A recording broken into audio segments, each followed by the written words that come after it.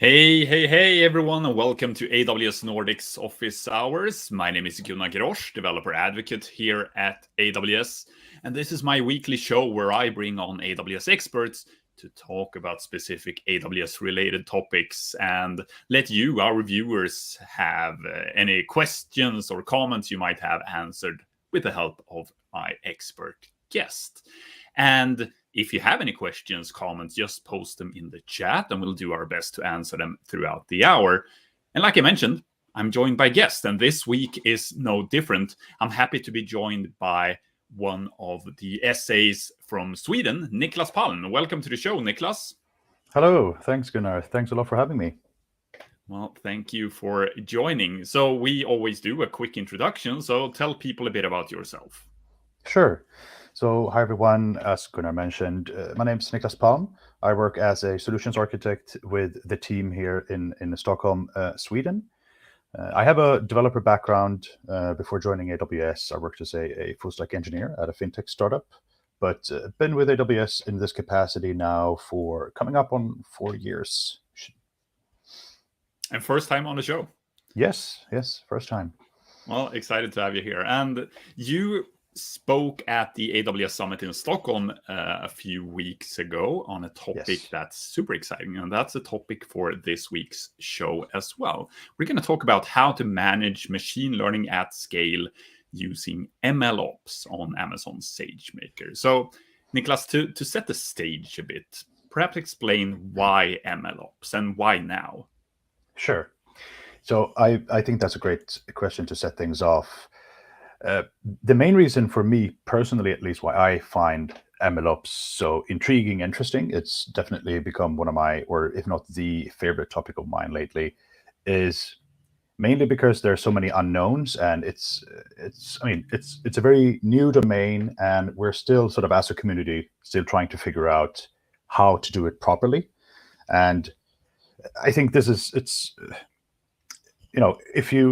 if you ask someone that's been in the engineering domain for quite a while, and you ask them what DevOps looks like, most people get sort of the same mental image in their mind, right?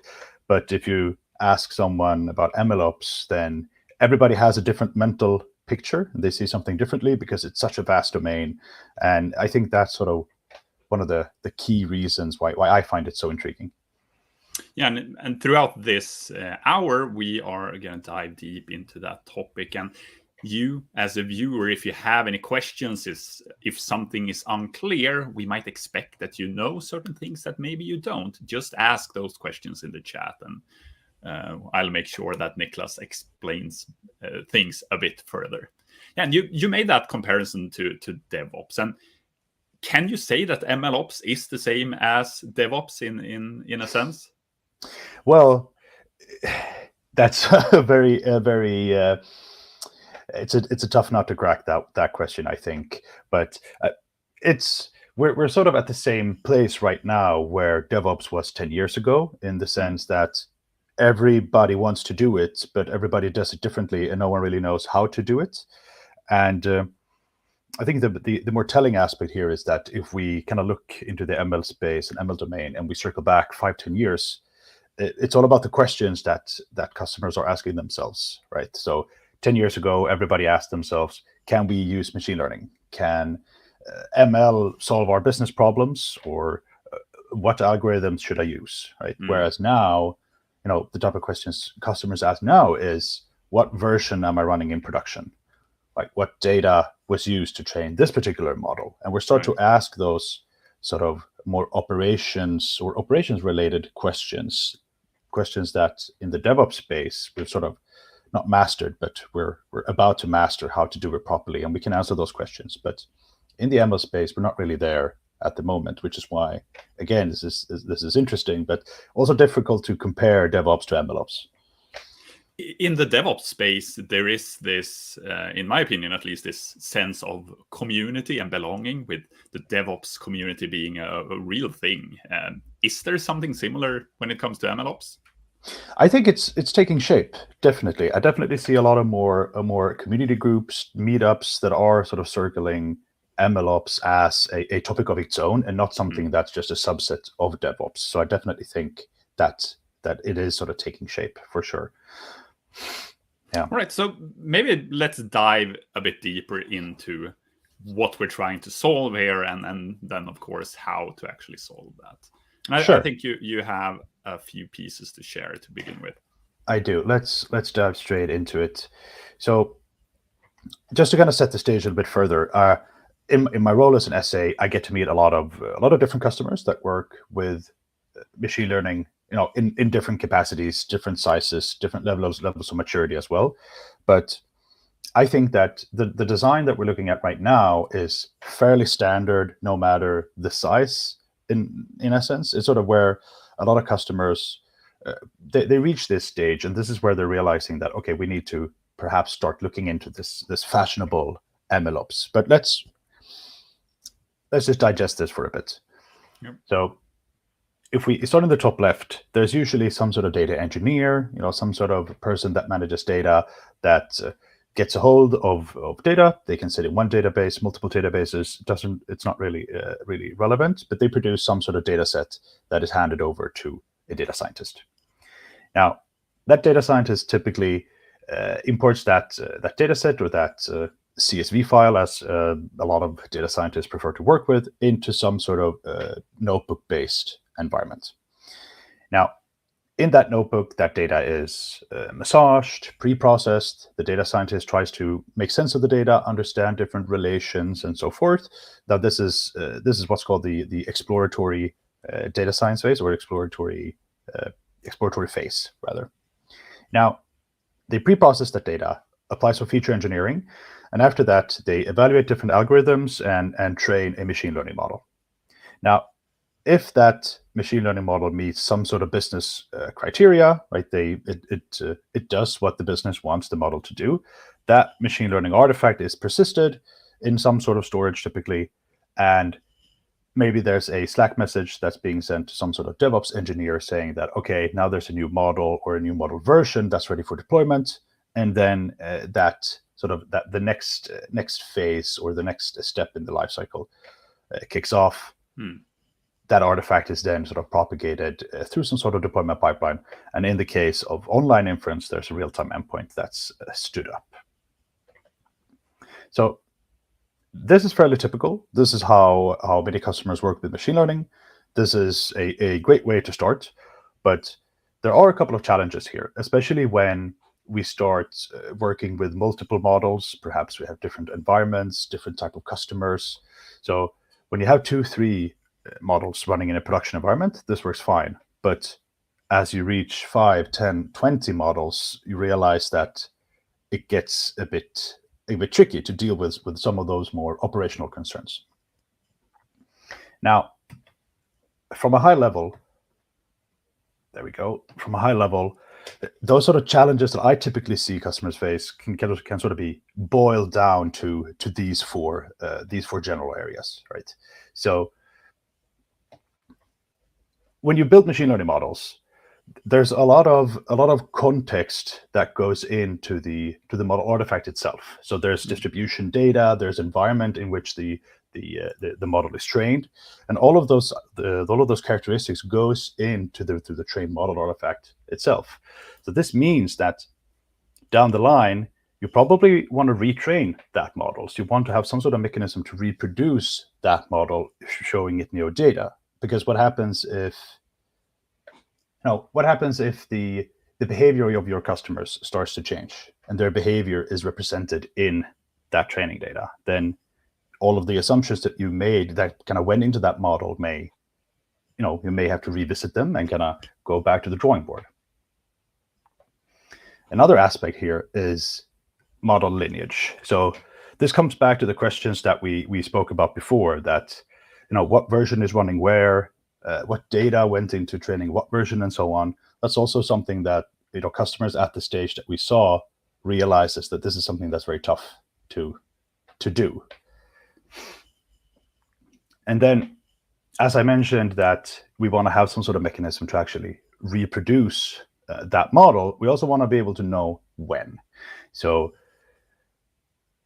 retraining a model on a schedule, for instance, doing it every day, nightly, every week, every month, every 6 months, it all depends on the business, that it's perfectly viable. But if you have large data sets, you have training mechanisms that run on expensive hardware, you don't want to retrain unnecessarily often. So having some sort of monitoring to let you know when your model starts to deteriorate or when that underlying data starts to drift. Now, having some sort of monitoring that can notify you that this is happening starts to become crucial from a cost management perspective. Now, the last aspect here, and this is one of the key things that I find very interesting personally, is standardization. Now, there are a lot of aspects to standardization in general as well, because there's, let's say that you have that one data scientist that knows everything about machine learning, builds all of those models, works perfectly fine, but then that person one day comes to the office and says, no, I'm going to a competitor. Now, all of that knowledge, all of that experience and knowledge that is going into building the models, but also managing them, goes away. And moving between projects is something that's typically very difficult to do in general. So standardization, from the sense that having some sort of standard between projects, no matter how you align your machine learning models with the business, but having that standard so that you can go into a new project and you know where to find all the different artifacts, you know how the code is structured and so forth, starts to become very crucial. But it's also, of course, important when it comes to auditing. So let's say that you operate in a regulated environment, then having some sort of standard so that your auditors know what to look for and where to look for also starts to become very crucial. But based on this, then, are you saying that there's really no need for MLOps unless you are working at a certain scale? So I think it's not necessarily about scale. It's about agility. So it's about being able to iterate fast and understanding that, especially when it comes to standardization, understanding that, legacy is definitely something that a lot of organizations struggle with and something that everybody has to deal with. But it's about creating an environment or creating a platform that you can scale on. So it's not necessarily that this is something that's required for scale, but having some sort of machine learning platform that takes care of some of these concerns simplifies that a lot. Okay, yeah, and I guess that goes back to how we often look at whatever we're building in the cloud, that we should basically be prepared for scale, even though we perhaps aren't expecting scale at once. Be prepared for scale. That's a good way to put it. I like that. Right. Yeah. So there's a question from Joffrey in the chat. And the question is, will managing machine learning MLOps become easier with or incorporation of the AI principle or processes as we learn more about AI? Basically, do you think does it tie together with AI and I suppose the whole wave of generative AI that we see at the moment? Oh, wow. That's a very interesting question. I think that means when we talk about MLOps and sort of managing machine learning here, there's also another aspect to ML or to MLOps where that a lot of people popularly call sort of AI ops, for instance, where you use AI as part of the operations rather than solely managing the AI, so to speak, if that makes sense. But I actually do not know. I can't. Is the AI more of the output of this, perhaps? So MLOps is then the inference at the end would be the AI part. So that's where you perhaps make use of your machine learning models that you create and manage with the help of MLOps. Right. I think that's I think that's a good way to put it. Yeah. Cool. So all right. I think we sort of post what customers do and what sort of challenges that they encounter. So before we dive into some hands-on, just how to solve these, let's look at why it's difficult. And to answer that, we of course need the mandatory Venn diagram. And we've already touched a lot of these aspects. How does it relate to DevOps? Is it DevOps? Is it a subset of DevOps? And I think that if we just look at the three larger pillar here, that's machine learning, DevOps, and data engineering, I think that what differentiates MLOps from DevOps here is that DevOps in its own, it serves more as its own domain, now without being too scrutinizing here, but more in its own domain, whereas machine learning, or MLOps in particular, there's more sort of highly specialized domains that needs to collaborate and work together.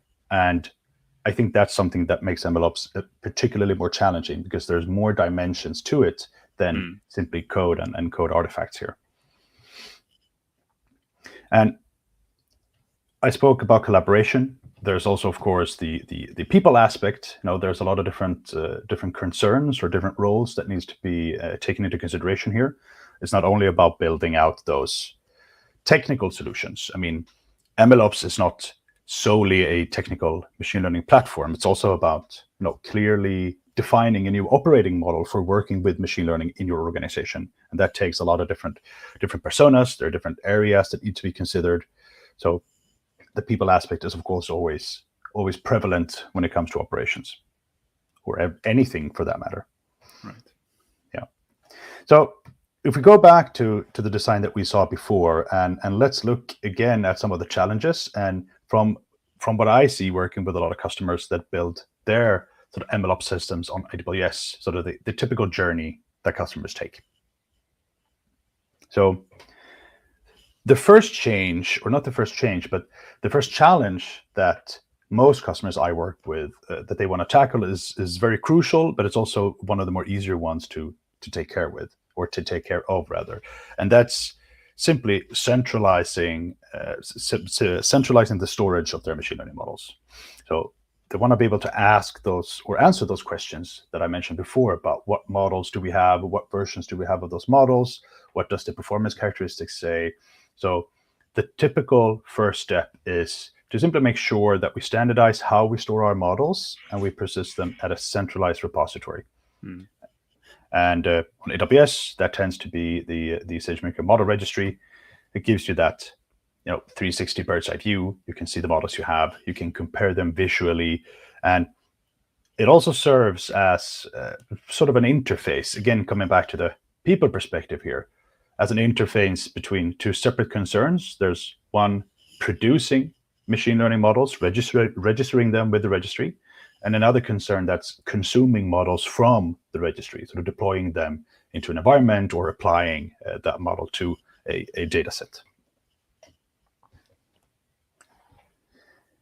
Now, the next step that the customers I work with tend to go for is being able to retrain the model. Now, I mentioned before that models are transient, so meaning sort of that they deteriorate over time, and we want to be able to retrain them. And as I said, working in a notebook is excellent for that fast, rapid sort of exploratory aspect, but using notebooks in a production environment tends to be a bit tricky. Applying sort of those common engineering practices to notebooks like unit testing, linting, and so forth is definitely possible, but it tends to be a bit tricky because of the lack of tools. And I mean, a notebook is just a large JSON blob, so it makes it a bit tricky. And this is, for me personally, but also for a lot of customers, the difficult aspect to wrap their head around. And that's working towards implementing a new interface sort of between the data scientist and the creation of models. So they work in a notebook, they do exactly, they work in that exploratory data science phase, explore the data, train a model. But when they know how to pre-process the data, they found out that, okay, this is how we want to pre-process the data. They know what algorithm to use. They have the code to train the model. Instead of producing a model artifact which we store in the registry, we switch the mindset to producing a sort of machine learning model training pipeline. So when we have a model training pipeline, we have a mechanism so that we can always reproduce that model. So all of the code and all of those artifacts are persisted in sort of the pipeline itself, so that we can trigger this pipeline. We can parameterize the pipeline, so we can say all of those artifacts all of that code, all of that pre-processing, apply that to the latest data that we've now seen. And ultimately, this is not something that's implemented on a case-by-case basis by individual data scientists, but there's some sort of interface so that they check that code in, they extract the relevant scripts, the pre-processing, training, evaluation, and so forth, check that in, and then we have some sort of version control system or build pipeline that's actually building the SageMaker pipeline. Right? Because now we can always retrigger that, show it new data, and so forth. Yeah, and this part is, of course, very familiar if we compare it to DevOps practices with using pipelines as a way to simplify, but also, of course, remove any manual work that you otherwise would do, but also what did you call it? Reproducibility. Exactly, yeah. To do the same thing over and over again and do it in the same way every time. Right. I mean, I personally want to go as far and say that I think that treating machine learning models themselves as a first-class citizen, sort of the most important artifact, is an anti-pattern, because the vast majority of machine learning models deteriorate over time. So having a mechanism to simply produce a new model, showing it new data without having notebooks to manage at scale is definitely a best practice here. And when you have that, it also makes it very easy to integrate with monitoring. So we can simply look at the data that's hitting our endpoint. We can compare that data distribution to the data that we have that we train our model on, and it makes it a lot easier to kind of get notified when the distribution of the data starts to change here. So then we simply trigger the model training pipeline here with the new data. Can you give some concrete example what you would be monitoring in that case? Sure. So I think that it, of course, always comes down to the business to see what is the most important thing. But the lowest hanging fruit here is, in the case of tabular data, data distribution definitely is the easiest one, and usually the most relevant one to monitor as well. But there's also a lot of other characteristics that goes into describing the performance and how a machine learning model behaves. There's, of course, the data distribution, but there's also explainability, like what features are contributing to the model output, which is definitely something we want to monitor to see when when we trained our model, this set of features contributed the most to the prediction.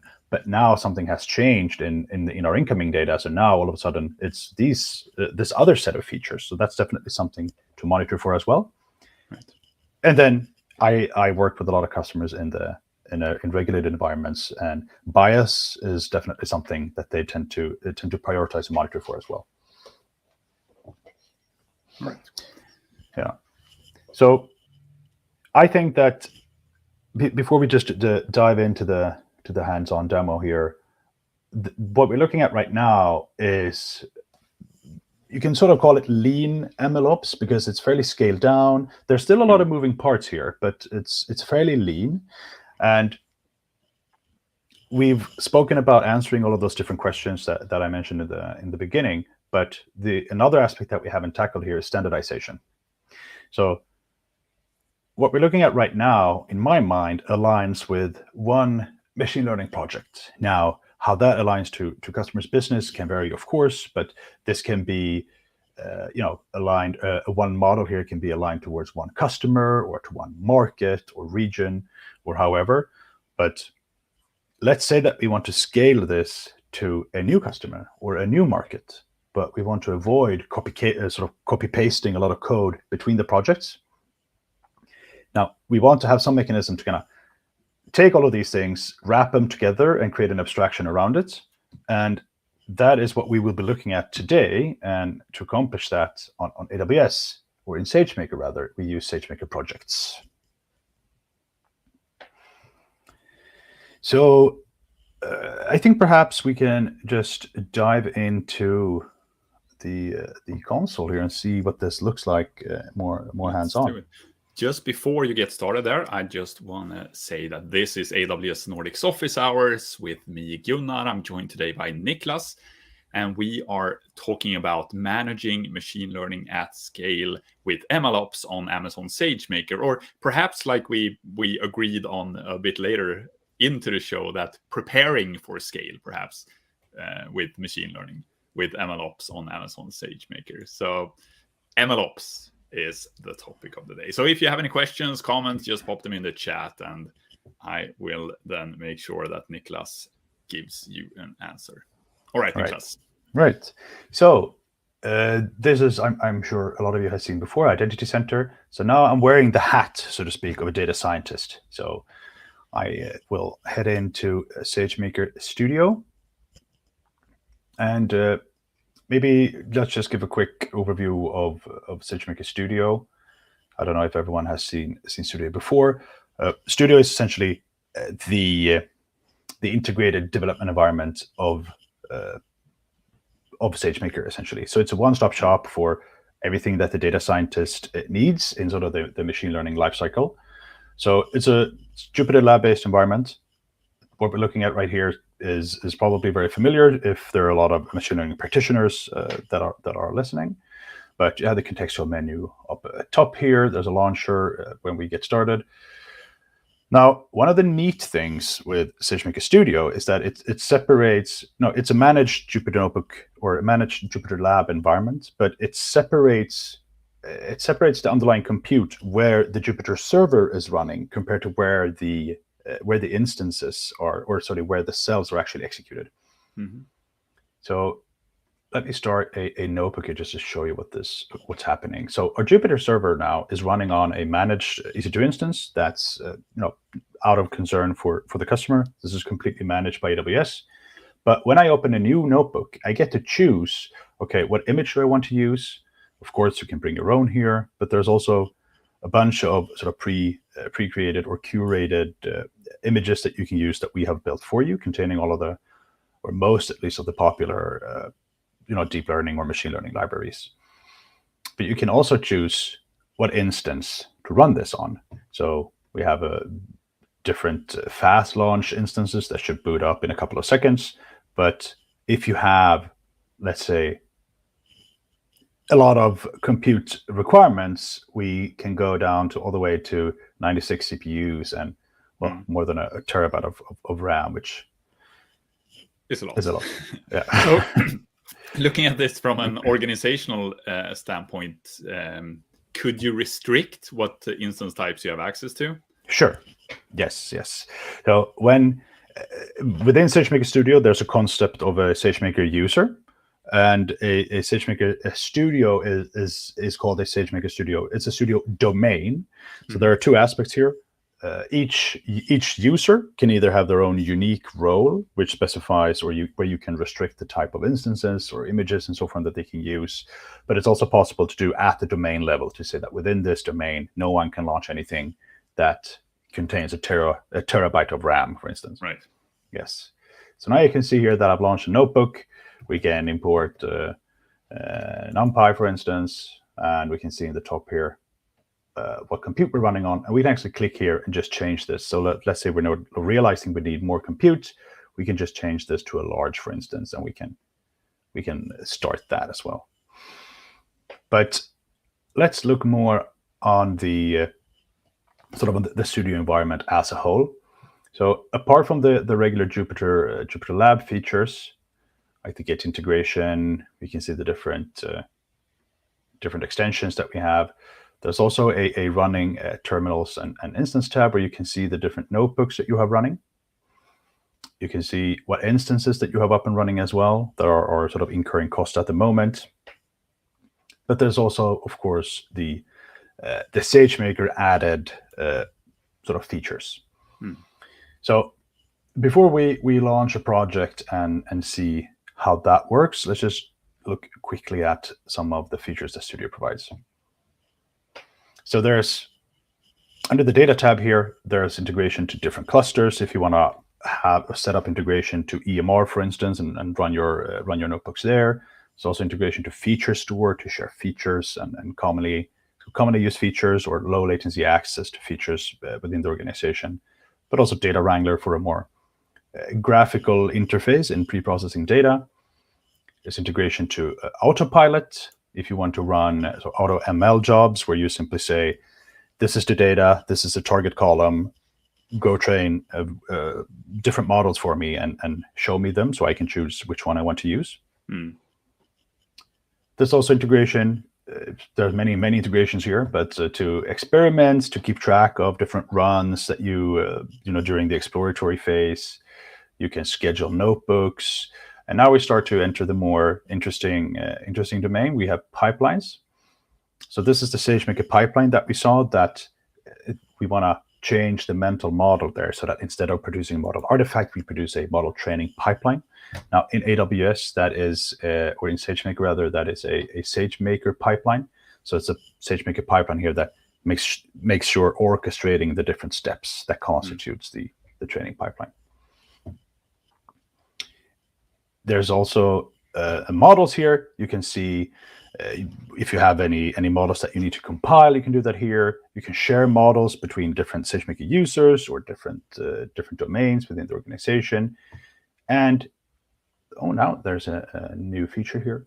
You also have integration to model registry, so that you can see all of the different models that you have. Let's have a look at a model, for instance. So here's a custom project. This is what you talked about when you showed your image, how exactly. to improve and have that central registry for storing models. Right. So within my domain here that I have access to, as you can see, there's a lot of different models, and under each model, there are different versions. So for each version, or for each model here, for instance, we can compare models, because we can see visually the characteristics side by side. We can see some of the performance characteristics that we've recorded in registering it with the registry. We can also, as you can see, we can approve and reject different models here. We can have a look at a specific model. Let's look at the rejected one. We can see the activity, what just happened. So when it first was created, we can see that has been updated to rejected. Someone did not approve of this model, and that turns out to be me. We can also check for instance, the explainability of the model here. So in this, the pipeline that produced this particular model, I've set up so explainability computation so that it calculates the SHAP values. So you can see that here. You can export PDF, download the data, and so on. But we will see more of model registry in a second. Let's just head back here. There's also deployments, where you can have a look at the different projects that we will dive into in a bit. You can also see all of the live endpoints that you have up and running. I have a few I've had running for 2 years, I see here as well. And the last thing I want to go into briefly before we dive into the demo is JumpStart. Now, JumpStart is a great place to kind of just get started and familiarize yourself with advanced concepts within the machine learning space. So there's curated sort of solutions or curated notebooks that customers can launch with a click of a model or a click of a button. That's anything from document understanding, product defect detection, and so on. And there's a wide variety. But JumpStart also gives you access to these foundation models. So I'm sure that most people that are listening are probably aware of the new generative AI sort of trend that's going on. And through JumpStart here, we provide different foundation models that you can use to build your own generative AI applications. Now, let's head back into projects. So let's say that I work in an organization. We want to scale our machine learning solution to a new market. Again, wearing the hat of a data scientist. I come into projects. I want to create a new project because I want to get that, all of that boilerplate created. And when I go into projects, I see a bunch of different SageMaker provided templates. So these are sort of created templates that you can, as you as customer, can make your own, and so on. But there's also ones that I have built or that you can build within the organization that are sort of 100% customizable for you. So there's one for multi-account deployment here. There's one for a custom project that I did years ago. And the one we will have a look at today, the GitHub Action SageMaker project. So this sets up a SageMaker project and uses GitHub Actions as that the build and deployment pipeline. So let's select that. Let's give it a name of Twitch 99. This is a demo. And I can also apply tags. Now, these tags are propagated throughout all of the different resources that's created. So all of the different instances, all of the users, etc., the tags here are propagated to them for general ownership tracking, but also cost attribution down the line, so you can see which team or which market is actually costing you money here. So let's just call it Project Twitch with the correct spelling. There we go. Now, under the hood, this is using Service Catalog to deploy some CloudFormation. Now, that CloudFormation, perhaps we could just go and see what that does actually.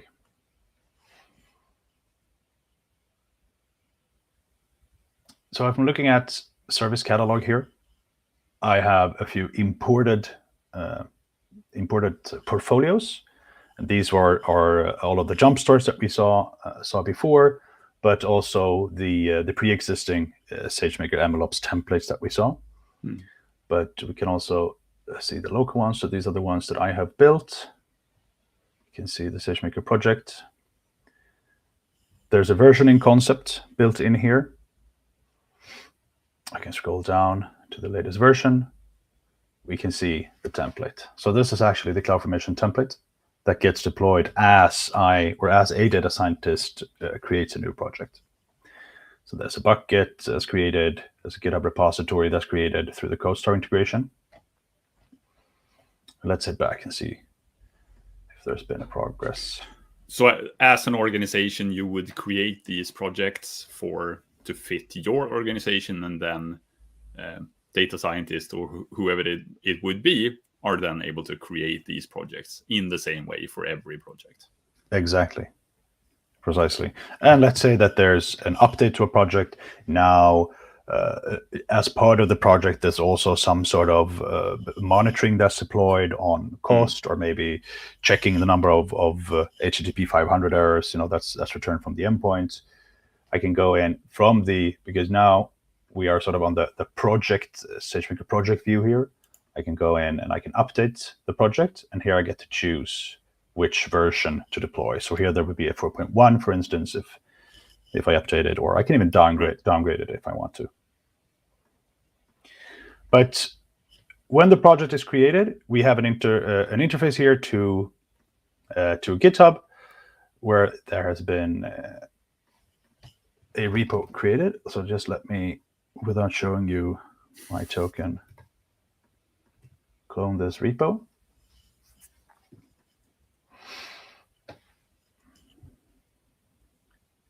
Successful. Perfect. Let's refresh that. Now, we have a repo created. We've cloned that, and then we get access to all of that C code. So when the repo was created, if we can swim back, when the repo here is created, we also inject some seed code that we've created in the past into that repo. So when we clone it, we have that available here. So perhaps it makes sense to watch this straight on GitHub, actually.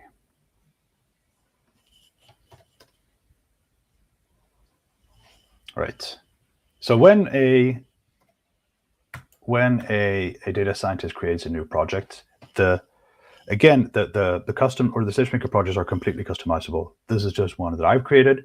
This is the sort of the overview of what it does.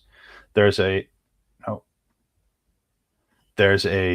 sort of the left side here is the build side, and on the right side of the diagram we have the deploy side. So some source code is created, part of which there's a notebook notebook standard that a data scientist use, pre-process, train the model, and so on. When they know again how to pre-process the data, they check that in, which triggers the build pipeline, which actually builds the SageMaker pipeline. Last step of that pipeline, or that SageMaker pipeline, registers the model with the model registry. The model registry is used by the data scientist to compare metrics, see or look at the model performance, compare different versions, and so on. When they found a model that they like, they approve the model, which again triggers the deployment pipeline, which triggers a similar workflow, but then ultimately deploys a CloudFormation template, where there's a SageMaker endpoint that's being monitored here by SageMaker Model Monitor, which is referring back with the monitoring information back to model registry, so that the data scientist has a central location to kind of monitor and see how that endpoint is performing.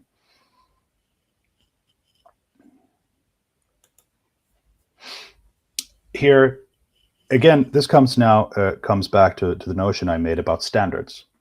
So having the ability within the organization to move between projects is crucial. Kind of realizing or having that ability to know that when you go into a new market or to a new region or to a new customer, that you can open the code or you can open the repo. You're familiar with what you're looking at, so it makes it easily to move between projects. But of course, also for auditability.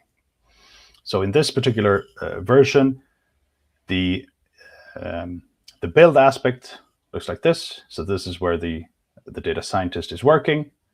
They work in a notebook environment, just as they've done before. And part of the C code here, they get a sort of standard template of what a notebook can look like, where they perform the more traditional data science that I'm not super familiar with, because I'm definitely more on the ops side here. But when they know how to pre-process the data, as I mentioned, they want to extract the relevant scripts, and they check that in, add it to, in this case, to the predefined standard that we have. We have 3 steps of the pipeline. There's a pre-processing step, training step, evaluation step, and each step has its script that's being run and a configuration file specifying what compute to run on. Should it be 1 or 10 instances, etc., if you want to distribute training and so forth.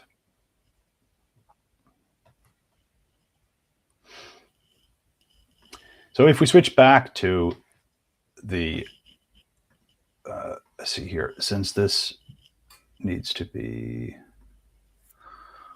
just triggered once so that we actually have a pipeline. Yeah. There's a workflow dispatch event here so that we can trigger it. Now, this would run when we update the pipeline, or when we update the code that we want to run and so forth. Obviously, now there's not been a data scientist that's been working on this, so we just need to trigger the pipeline manually. But this gives us the opportunity or the ability rather to, again, take some of those engineering practices that we commonly apply in the DevOps domain and start to kind of extend that into the machine learning domain. So we can start to we can apply unit testing, for instance, to the different processing to make sure that the data is processed or that the output is as expected and so on, just to make sure that the code that we're shipping is sort of up to par. Yeah. When that's done, if we swing back into SageMaker projects in Studio, again, we're under the same project here. We have a look at pipelines. You should see that we have a pipeline here that was just created. So if we have a look at this pipeline, there's been no executions, obviously, yet. The pipeline is just created, but here we can see sort of a bare bones skeleton of what the pipeline looks like. So from a high level view, the aspect that we had to look at was just the pre-processing. We zoom in here, we have a code that's being applied into pre-processing. There's a train or tune step. In this case, it's actually doing some hyperparameter optimization as well. It's being evaluated. There's an accuracy condition that says, okay, if the accuracy is not terrible, let's compute the different baselines that we want to compute and then register the model with the registry. Now, this has not run yet because we just created it. So we can go back and have a look at a project where there has been pipeline executions. So here, this has been running for 6 months. We can have a look at, this is the same definition or the same pipeline, as you can see. And we can have a look at individual executions. We can see the different steps that has been been done as part of the pipeline. We can see, let's say, for instance, the tune step. So for this tune step, we can see the input. So what was it that we wanted to do in this hyperparameter optimization job? Some parameters. So for instance, we wanted to run 45 different training jobs here. We can see the output. So the different hyperparameters that was found to be optimal. We can see the logs that was outputted here and information for this particular step. Now, when this was run, it ultimately created a model version. So if we swing into model groups here, zoom in one extra time here actually. Model groups here, we can see that we have, this is the Twitch 99. This was one we just created. We swing into this one, model groups here. I was in the wrong project. We can see the different versions that we have. And here we can see that in the registry here now, we can see which models are approved, which one was rejected, but we can also see that this one, version 3, is currently in stage prod.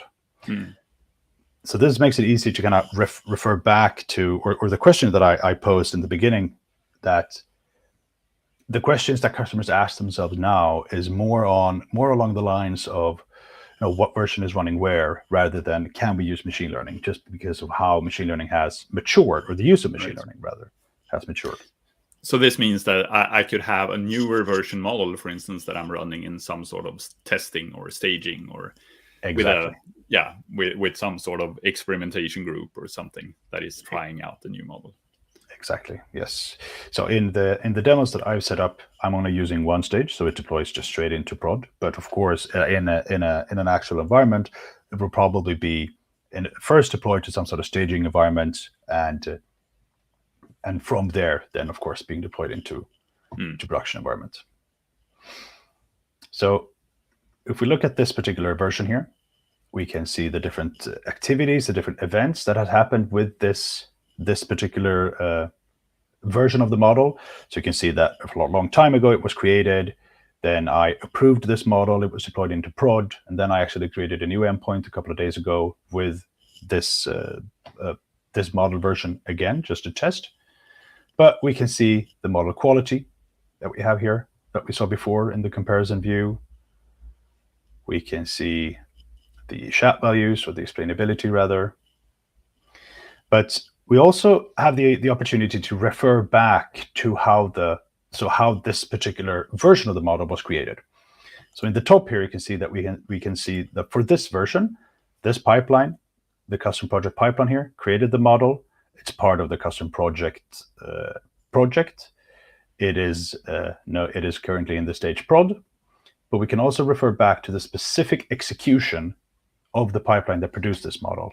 Now, this is crucial for model lineage and governance in general, because it makes it easy for us to, or it enables us rather, to actually go back from a particular model version and see, okay, what execution produced this model?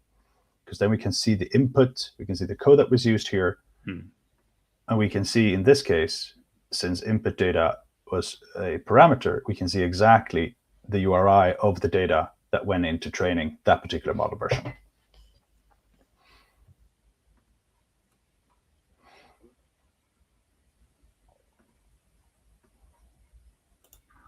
Now, another aspect that comes in here when we're looking again at the project view is we have one abstraction, one grouping here around the repositories that we have allocated to this project. We have the pipelines. We're not going to go into that. We can also see the different experiments that you see to persist metrics gathered more in the exploratory phase, for instance, for different runs and so on, if you want to test different hyperparameter sets or a different type of processing the data. Again, we have the model registry, but we also have endpoints. So we have trained the model, we've registered the model with the registry. we've triggered the deployment of the model, and now there's a model running in an environment. We can see that here straight from the endpoint views. We can see that, okay, there's one endpoint that is in service and that we have monitoring enabled here. So let's see what that looks like. Now for this particular model, we can, or for any model that you have running as a SageMaker endpoint, which this is, you can test inference straight away when you have a look at it, but we can also see model quality. So for this particular model, I've set up data quality monitoring. So once every hour, it performs a comparison between the data that's coming in and the data that it was compared with. So this gives you the ability to graphic or visually view at sort of the endpoint level and see what does the distribution of the data that it was trained on look like, and what does the incoming data look like. So let's see what that looks like. So we can have a look at the last week's data. Let's compare the average, and let's just choose a feature here. So here, I hope that's visible to everybody online. There's a blue sort of a baseline here, and then you can see how over the past week here, how the incoming data that's hitting this endpoint is varying with or as compared to that baseline. And this is something that you can configure monitoring for. So now we're looking at the baseline data, but part of computing the sort of data drift or computing that baseline, it will also calculate a constraint that we can leverage that's also in the registry, so that we can say that when the data regularly or consequently or consistently, I mean, sort of deviates outside of these constraints, we want to get notified that the data is starting to drift. But here we have more of a graphical view where we can see how the data is differing. Okay, that was not differing anything at all. Let's look at this one then. Yeah. Right, and that could then, well, can it automatically then trigger a retraining of the model based on that, or would that mean manual intervention to kick that off? It definitely could. It definitely could. And it's an interesting point that you raise, because this depends a lot on the business and the type of model. Now, a lot of machine learning models, when the data starts to drift, it makes perfect sense to simply retrigger the pipeline and automatically produce a new model. But for many machine learning problems, it's not as easy to simply produce a new model. Perhaps the data has drifted in a sense that you need to go back to the drawing board and go back to the exploratory phase and kind of revisit all of the assumptions, all of the feature engineering that went into pre-processing this. So for some cases, it does make sense to automatically retrigger the training pipeline. But in other cases, it's more of a notification to the data science team to let them know that, okay, this is occurring. You should probably start investigating. All right, that makes sense. Yeah. Question from Balachander in the chat: how do you determine the max and minimum for the drift? So, good question. And as I mentioned, when we compute the baseline, there's the baseline itself is of course computed. So in this case, we're looking at the average, but there's also constraints that can be computed depending on the different approach that you choose. That says, for instance, you can use the normal distribution is one aspect here to see, okay, how or the variance and the standard deviation rather, how much do we want to allow this particular feature to drift? And this again can depend a lot on or it will depend a lot on the data that you've trained it on. All right, I have to put up the trademark banner. It depends. Usual solution architect answer. So yeah, it took 54 minutes before you said it, so I think that's fairly good. Wow. All right. We are quickly approaching top of the hour, Niklas. Anything more you want to show us in the demo part before we wrap up? I think we've covered the most of the sort of key aspects here, actually. And several of the things you showed now, you did manually, but as you mentioned, those would be performed automatically based on, of course, Yes. data scientists adding data, for instance, would then kick off the Yes. GitHub actions and so Yeah, on. that's one of the difficult parts with doing a good demo, right? Because I always want to automate everything, but with too much automation, it's not much to demo. It's just black box, one input and good output. Right. So sometimes it makes sense to show some of the steps as well. Yeah. So if people want to learn more about this, where would you say is a good start? So we have I'm sort of expecting most listeners to be familiar with the machine learning lifecycle. So if they're looking to learn more about MLOps on AWS, I think SageMaker projects and understanding how SageMaker projects fits into the lifecycle is a very good place to start. And from the documentation there's also reference to one of our open source repos on GitHub that contains several of these SageMaker sort of custom SageMaker projects that sets up serverless endpoint, or you want to deploy with Terraform or whatever floats your boat. So I definitely advise to go and have a look there as well. All right, perfect. I shared a link to learn more about SageMaker projects in the chat now as well. Fantastic. So Niklas, then as a wrap up, can you just in a few sentences once again tell people what is the problem we're trying to solve and basically how we've walked through it through this episode? Sure. Boil it down into 2 sentences. Yes. No, but I think that as you increase your adoption of machine learning in an organization, you really start to face some of those challenges where the questions that you ask yourself or the questions that you need to be able to answer starts to change. And that is when that happens, that is sort of the telltale sign that MLOps is probably something that you need to start glancing at. And looking at what's popularly being done in community today, my recommendation here, or best practice rather, is definitely to start producing model training pipelines so that you can always reproduce your models down the line. You want to monitor the models that you have running to get notified when you actually want to trigger, or when something happens with how the model is used that you want to get notified of. And notebooks are excellent for exploration. I use notebooks frequently. I think they're a great tool. But when it comes to productionizing something, there are inherent challenges with using notebooks.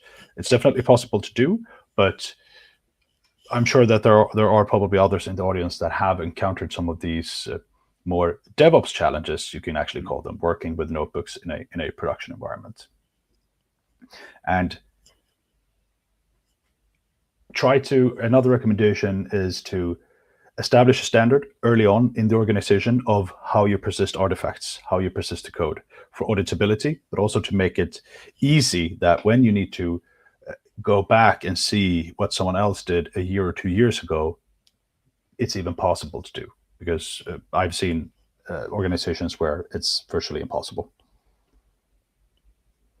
All right, that's a good summary. And then, as I mentioned, we pasted a link in the chat if you want to have a deeper look into SageMaker projects and how to get started with it. So Niklas, thank you very much for joining today. Great to have a deeper understanding on MLOps using Amazon SageMaker. And thanks to everyone watching as well. And thanks for the questions and comments in the chat. So thank you, Niklas, for joining us. Excellent. Thanks for having me. All right. And hopefully I'll see many of you viewers again next week with another edition of AWS Nordics Office Hours. Bye-bye.